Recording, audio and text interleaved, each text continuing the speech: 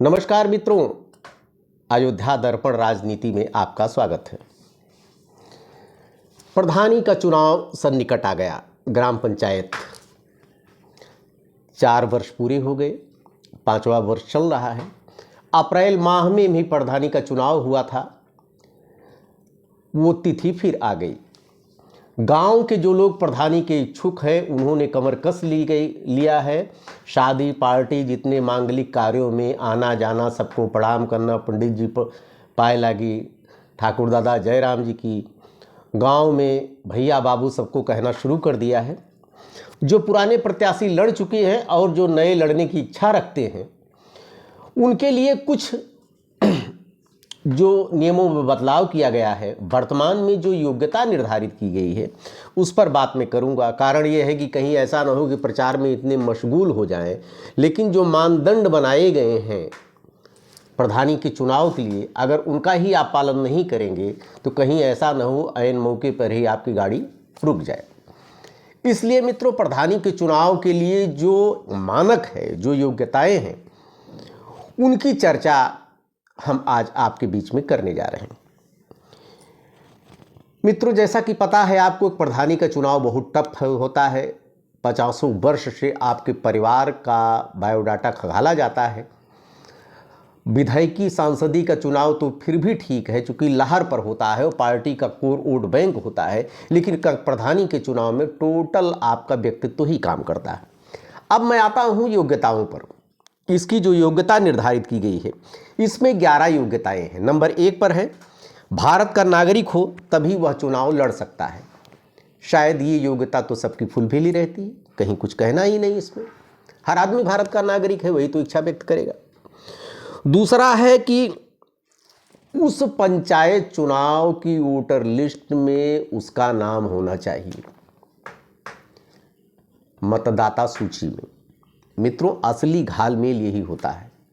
जहां पर आपके प्रतिद्वंदी सक्रिय होते हैं वो आपका लिस्ट से नाम कटवाने की कोशिश करेंगे, किसी तरह से घपला करने की कोशिश करेंगे कि जिससे आप उनके सामने से हट जाएं और वो चुनाव आसानी से जीत सकें। सतर्क रहने की ज़रूरत है। अपनी वोटर लिस्ट में नाम आज आप चेक कर लीजिए, ना हो तो बढ़वाने की कोशिश कीजिए। कहीं से भी कुछ गड़बड़ी हो तो आज से सतर्क हो जाइए, नहीं तो आपको लेने के देने पड़ेंगे। सबसे बड़ी सतर्कता आपको यहीं पे बरतना है।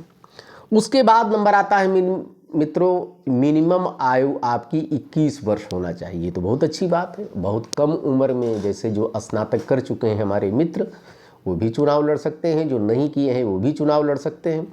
लेकिन सबसे बड़ी चीज़ यह है, प्रधानी के चुनाव में कोई योग्यता क्वालिफिकेशन नहीं रखी गई, ये बहुत गलत है। शैक्षिक योग्यता प्रधानी के चुनाव में भी अवश्य रखी जानी चाहिए। शैक्षिक योग्यता का न रखना, अयोग्य लोग चुनकर आ जाएंगे। हालांकि कोई योग्यता का इसमें कहीं कोई दिख नहीं रहा है कुछ। और चौथा है मित्रों, पागल या दिवालिया न हो। किसी तरह का न पागल हो। पागल का सर्टिफिकेट बनता है।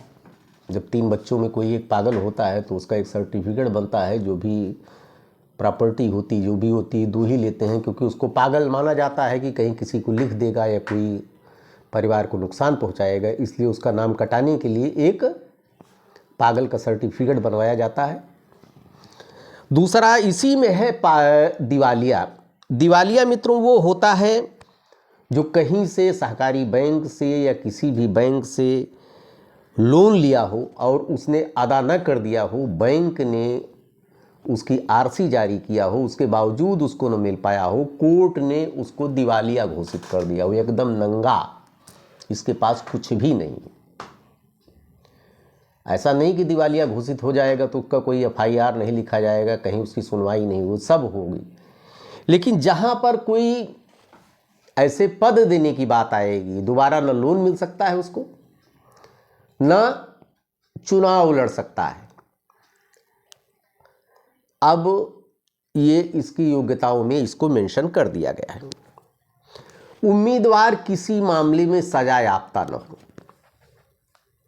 आप देखते होंगे कि लोग जेल से भी चुनाव जीत जाते हैं।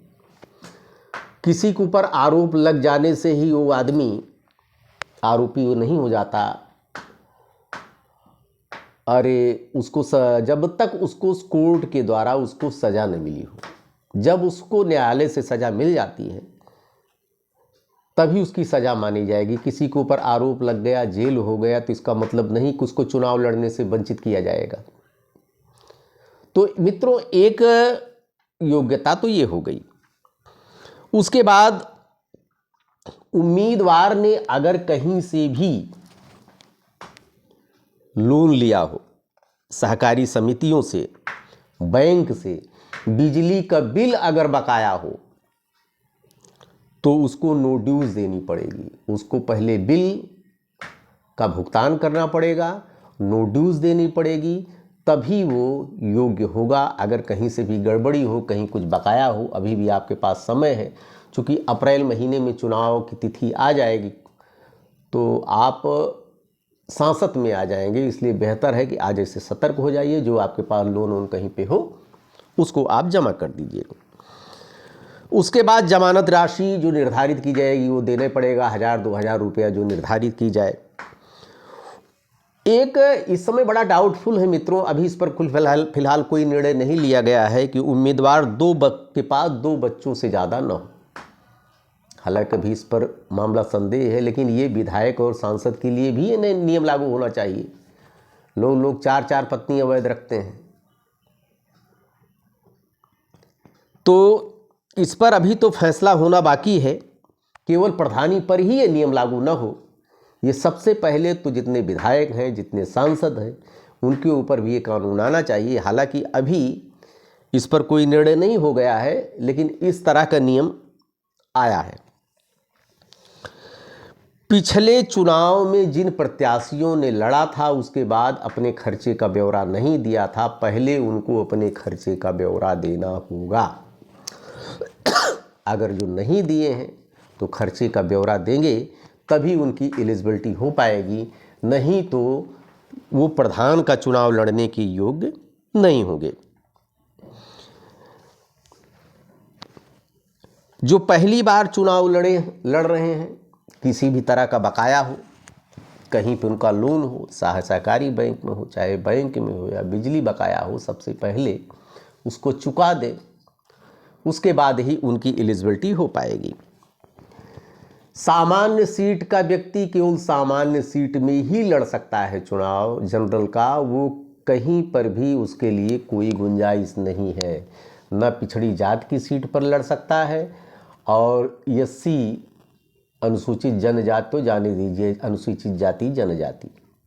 हाँ, पिछड़ी जाति का कोई उम्मीदवार है, कोई व्यक्ति है, तो वो सामान्य पर भी चुनाव लड़ सकता है।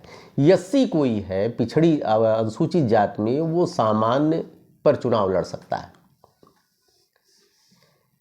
लेकिन पिछड़ी जाति का पिछड़ी जाति और सामान्य पे दोनों लड़ सकता है। ये हमारे यहाँ की मित्रों विसंगतियाँ हैं। अगर महिला प्रत्याशी है तो आज ही से भैया चुनाव कर लीजिए, क्योंकि महिला सीटें बहुत हैं।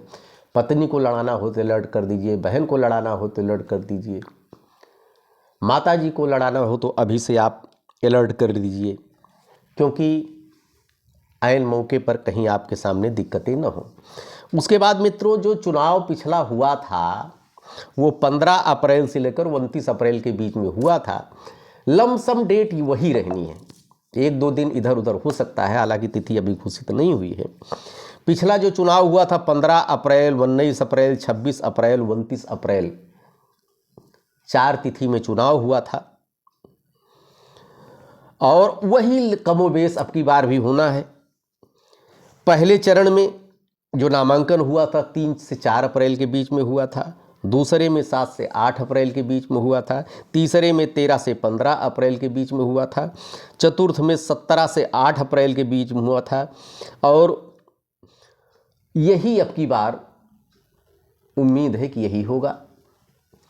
2 मई को जैसी मतगणना हुई थी, लमसम 2 हो सकता है, 3 हो सकता है, कुछ भी हो सकता है, लेकिन 5 मई के अंदर में ही मतगणना हो जाएगी। ये था पूरा डाटा। जिसको भी प्रधानी चुनाव लड़ना है, आज ही से अलर्ट हो जाए, वो पूरी तैयारी के साथ पहले तकनीकी जो बिंदु हैं योग्यता को लेकर, इसका पूरी तरह से विश्लेषण कर दे, कर ले, नहीं तो ऐन मौके पे उसके सामने समस्याएं आ जाएंगी। देखते रहिए अयोध्या दर्पण राजनीति। ढेर सारी शुभकामनाएं आपको। धन्यवाद।